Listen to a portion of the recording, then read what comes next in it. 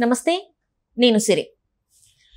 తిరుపతి లడ్డు వ్యవహారం మనం చూస్తూనే ఉన్నాం. అయితే గతంలో చూసినట్టయితే నిన్న మొన్నటి వరకు కూడా జగన్మోహన్ రెడ్డి గారు తిరుపతి శనివారం రోజున తిరుపతి వెళ్ళాలి అక్కడ అని చెప్పేసి అనుకున్న తరుణంలో ఇప్పుడు సడన్ గా చూసుకుంటే మరి ఆయన తిరుపతి ప్రయాణాన్ని అయితే రద్దు చేసుకున్నారు. మరి ఇంతటితోనే అయితే మరి తిరుపతి శ్రీవారి లడ్డు విషయంకి జగన్మోహన్ రెడ్డి ఆటకి తెరపడినట్టేనా? సో ఈ అంశాన్ని మనకి వివరించడానికి మనతో పాటు ఉన్నారు ప్రముఖ senior journalist, political analyst CS Rao garu. నమస్కారం సార్. నమస్తే సార్, చూస్తుంటే తిరుపతి లడ్డు విషయం ఏదైతే మనకి చూస్తున్నాం, అందులో కల్తీ జరిగిన విషయం ఏదైతే ఉందో, అయితే దీని మీద జగన్మోహన్ రెడ్డి గారు అయితే అక్కడ శనివారం రోజు తిరుమల వెళ్ళాలి అని అనుకున్నారు. కానీ అనూహ్యంగా చూస్తే ఇప్పుడు ఈ రోజు ఏమో తన ప్రయాణాన్ని రద్దు చేసుకుంటున్నట్టు మరి తను చెప్పడం జరిగింది.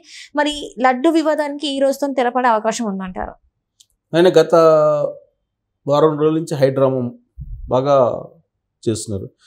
మొదటి నుంచి కూడా బాగా మైండ్ గేమ్ ఆటోళ్ళు కానీ హైడ్రామాలు నడిపించడంలో కానీ వైఎస్ఆర్ కాంగ్రెస్ పార్టీ బాగా చురుగ్గా ఉంటుంది. ఆ విషయంలో జగన్మోహన్ రెడ్డి గారు అంత్యవేశం చెయ్యని చెప్పి చెప్పచ్చు. మనం ఆయన రాజకీయపరమైన ప్రయాణాన్ని కనుక తీసుకుంటే వైఎస్ఆర్ కాంగ్రెస్ పార్టీ పెట్టినప్పటి నుంచి 10-12 సంవత్సరాల నుంచి ఆయన వేసేటువంటి ప్రతి స్టెప్, ప్రతి అడుగు, ప్రతి మాట రాజకీయపరమైనటువంటి మైండ్ గేమ్ కనిపిస్తూ ఉంటుంది. మాట వెనక కానీ ఆయన చేసేటువంటి యాక్టివిటీస్ వెనక కానీ డెఫినెట్గా రాజకీయపరమైన వ్యూహం కనిపిస్తూ ఉంటుంది. అందుకనే బహుశా చంద్రబాబు నాయుడు గారు ఒకనొక సమయంలో ఏమన్నారు తెలుసా? పాబ్లో ఎస్కోబార్ అన్నారు. పాబ్లో ఎస్కోబార్ అని కొలంబియా డ్రగ్స్ మాఫియా లీడర్, ఆయన ఒక డాన్ అంటారు, అంతే కదా, ఒక డాన్ అంటే చీకటి వ్యాపారాలకు సంబంధించినట్టు డాన్ ఆయన. అందుకే పాబ్లో ఎస్కోబార్ అని చెప్పి చంద్రబాబు నాయుడు గారు అన్నారు. అంటే చీకట్లో ఎటువైపు నుంచి ఏ వ్యూహాన్ని తీసుకొస్తారో జగన్మోహన్ రెడ్డి గారికి తెలుసు అనేది చంద్రబాబు నాయుడు గారి యొక్క భావన. వాస్తవంలో జరిగింది తిరుపతి దేవస్థానానికి సంబంధించినటువంటి లడ్డులో తయారీలో కల్తీ నూనె వాడారు, కల్తీ నెయ్యి వాడారు అనేది కదా ఆరోపణ. కల్తీ నెయ్యి వాడారు, దానికి సంబంధించిన రిపోర్ట్స్ వచ్చినాయి. సో అక్కడ ఎన్డీడీబీ రిపోర్ట్స్ ఇచ్చినాయి కదా. రిపోర్ట్స్ ఇచ్చిన తర్వాత దీంట్లో చంద్రబాబు గారి యొక్క ప్రమేయం ఏంటి? ఏం లేదు కదా. ఇప్పుడు అక్కడ ఈవో ఎన్డీడీబీకి సంబంధించిన రిపోర్ట్స్ జనరల్గా ఏ సీఎం ఉన్నా కానీ చూపిస్తారు. రిపోర్ట్స్ వస్తే బహుశా ఆ రిపోర్ట్స్ని చంద్రబాబు నాయుడు గారు చూపించి ఉండవచ్చు. అవి చూసిన తర్వాత చంద్రబాబు నాయుడు గారు భావోద్వేగానికో లేదంటే బాధపడి ఉండొచ్చు. దాన్ని ఎన్డీఏ ఎమ్మెల్యేల సమావేశంలో వెలుబుచ్చారు. ఇలాంటి పనులు చేశారు జగన్మోహన్ రెడ్డి గారు 2019 నుంచి 2024 వరకు. ఇంత దారుణమైనటువంటి పరిస్థితి తీసుకొచ్చారు, మన పరిపాలన ఇలా ఉండకూడదు అని చెప్పి ఆయన క్యాజువల్గా మాట్లాడటం ఆ సమావేశంలో కనపడింది.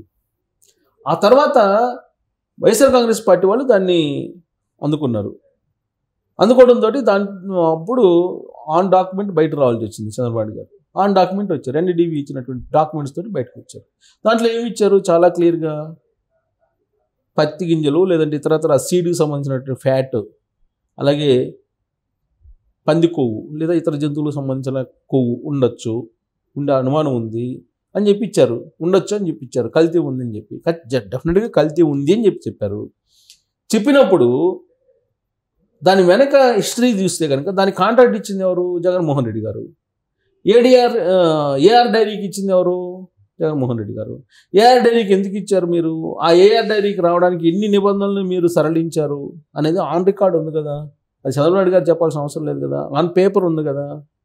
దీంట్లో చంద్రబాబు నాయుడు గారు ఆడేటువంటి గేమ్ ఏంటి? ఏం లేదు. వాస్తవంగా ఆయన దాన్ని బయట పెట్టాల్సిన పరిస్థితి ఏర్పడింది. లేదంటే హిందువుల మనోభావాలు అవి మనోభావాలతో ఆడుకోవాలని చంద్రబాబు గారు ఎప్పుడు అనుకోరు. హిందువులకు సంబంధించినటువంటి మనోభావాలతో ఆడుకోవాలని ఏ ముఖ్యమంత్రి అనుకోరు.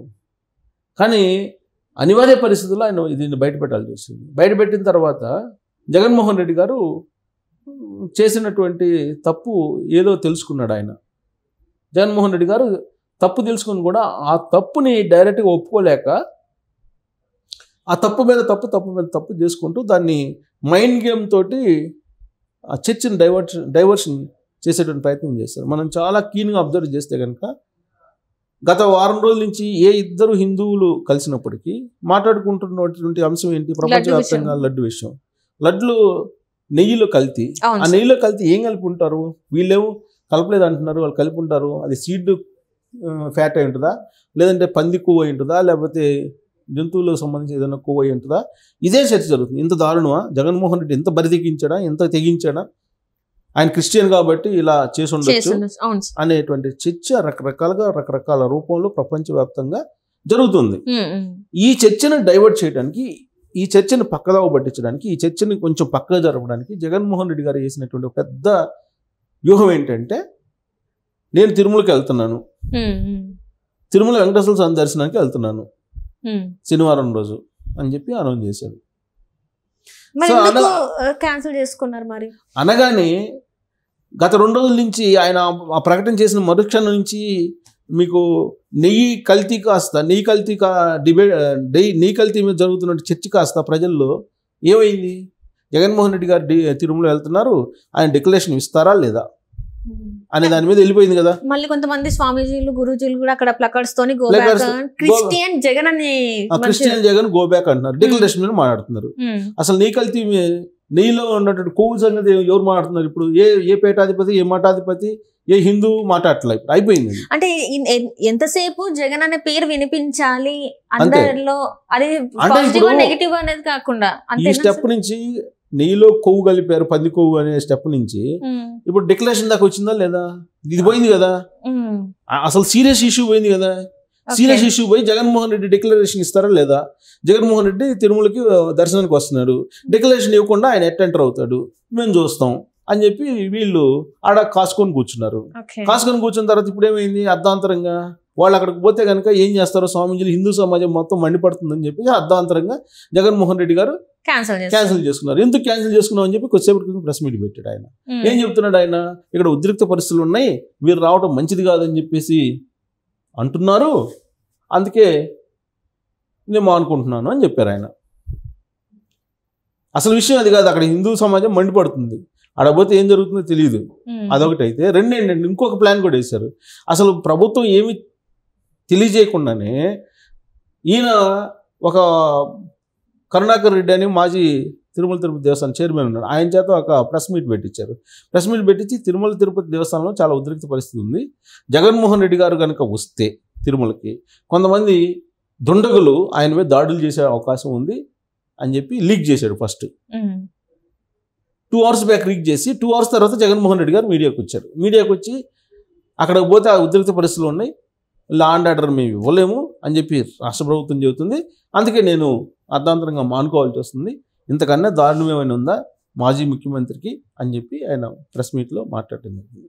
ఇప్పుడు ఏంటి, డిక్లరేషన్ అయిపోయింది, గత 2 రోజుల నుంచి డిక్లరేషన్ మీద జరుగుతుంది, ఎందుకంటే తిరుమల వెళ్తలేదు కాబట్టి డిక్లరేషన్ క్వశ్చన్ లేదు. కానీ ఇప్పుడు మళ్ళీ ఏం డిబేట్ పెట్టిస్తారు, ఇప్పుడు వైఎస్ఆర్ కాంగ్రెస్ పార్టీ తోటి చర్చ ఏం పెట్టిస్తారు, చూడు జగన్మోహన్ రెడ్డి తిరుమల వెళ్తుంటే అడ్డుకున్నారు, ఆయన క్రిస్టియన్ అని చెప్పి డిక్లరేషన్ ఇవ్వకుండా వస్తే మీ అంత చూస్తామని బెదిరించారు, అందుకమ్మా అనుకున్నాడు అని చెప్పి ఇప్పుడు తిరుమలకు రాకుండా చేశారు.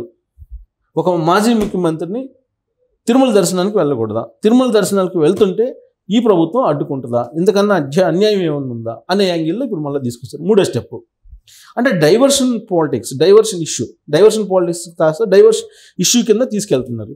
దీన్ని జగన్మోహన్ రెడ్డి గారు ఏమంటున్నారు, ఇది డైవర్షన్ పాలిటిక్స్ వీళ్ళు చేస్తున్నారు ప్రభుత్వం అని అంటున్నారు. సార్ దాని అర్థం ఏముంది, ఇప్పుడు ఆయన చెప్పే దాంట్లో డైవర్షన్ పాలిటిక్స్ ప్రభుత్వం ఎందుకు చేస్తుంది, నెయ్యిలో కల్తీ ఉంది, కొవ్వు కలిపారని చెప్పి ఉంది, దాని మీద చర్చ జరగాలనే కదా, హిందూ సమాజంలో చర్చ జరగాలనే కదా ప్రభుత్వం కోరుకుంటుంది. ఆయన జగన్మోహన్ రెడ్డి గారే రకరకాలుగా దాన్ని డైవర్షన్ చేసుకుంటూ వస్తూ ఉన్నారు, దాన్ని ఏదో ఒక రకంగా మర్చిపోయేలాగా ప్రజల్ని చెయ్యాలి అనేది. ఇప్పుడేంటి, మేము వస్తుంటే రానివ్వలేదు, వైఎస్ఆర్ కాంగ్రెస్ పార్టీ వాళ్ళందరూ అక్కడికి అందరూ పాదయాత్రగా రావాలనుకున్నారు, కానీ ఎవరిని రావద్దని చెప్పి బెదిరించారు, అందుకే మేము రావట్లేదు అని ఆయన చెప్పడం జరిగింది. అసలు విషయం అది కాదు, మొట్టికాయలు వేసింది కేంద్ర ప్రభుత్వం, ఢిల్లీ నుంచి ఫుల్ వార్నింగ్ ఇచ్చింది, అందుకే ప్రెస్ మీట్ పెట్టి ఆయన ఇంతకుముందు గాంభీర్యంగా మాట్లాడేవాళ్ళు, కానీ ఇవాళ ప్రెస్ మీట్ చూస్తే కనుక ఏ విధంగా మాట్లాడుతున్నాడో మనకి అర్థమైంది. ఢిల్లీ నుంచి ఓవర్ యాక్షన్ చేయి, మాకు చాలా అయింది, ఇప్పటికే చాలా ఓవర్ యాక్షన్ చేసి ఇంక చాలు అని చెప్పి తలంటితే కాముకున్నాడు అనేది ఇంకొక ఇన్ఫర్మేషన్. సో కారణం ఏమైనప్పటికీ ఆయన ఆడాల్సిన డ్రామా అంతా ఇప్పటిదాకా ఆడారు. దీనికి ప్రస్తుతానికైతే ఫుల్ స్టాప్ పడింది, కానీ పూర్తి స్థాయిలో ఫుల్ స్టాప్ పడిస్తారు జగన్మోహన్ రెడ్డి అని చెప్పి నేనైతే అనుకోను. Right sir, thank you so much sir. Thank you.